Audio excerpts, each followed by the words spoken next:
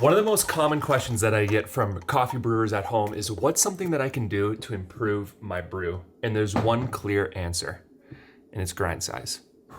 The grind size is everything. The grind size determines how fast the water flows through the coffee, which determines how much of the soluble compounds can be extracted out of the coffee. And it's not always better as more, because more extraction can lead to over extraction, which leads to more bitterness.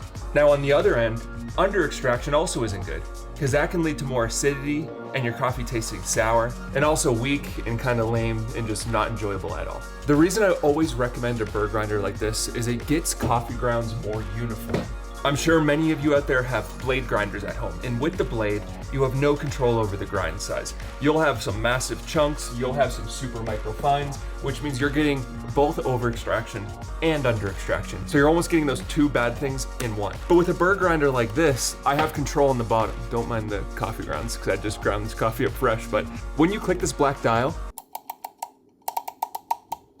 you're controlling how coarse or how fine the coffee grounds are. And that's gonna play a bigger impact on your brew than anything else that you do. When you're brewing coffee, being in control of all the variables is everything. And a burr grinder is the only real way to be in control of your brew. So if you're looking to upgrade your brewing game, I recommend grabbing yourself a hand burr grinder, because this is gonna be the most economical way to get a great grind for your brew. One of the downsides to burr grinders is they can be quite pricey. I recommend the Timor C3 hand grinder. I'll put a link to it down in the description. They make a great grinder and it's still super affordable. And when you get your new burr grinder, my one tip is to experiment. If your coffee's too weak, take the grind and make it a little bit more fine.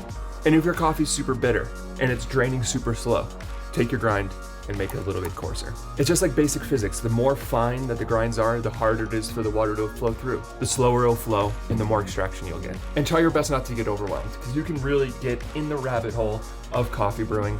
Just take it one step at a time, one bean at a time, and enjoy the journey. And if you want to learn more about coffee, make sure you click the follow button down below.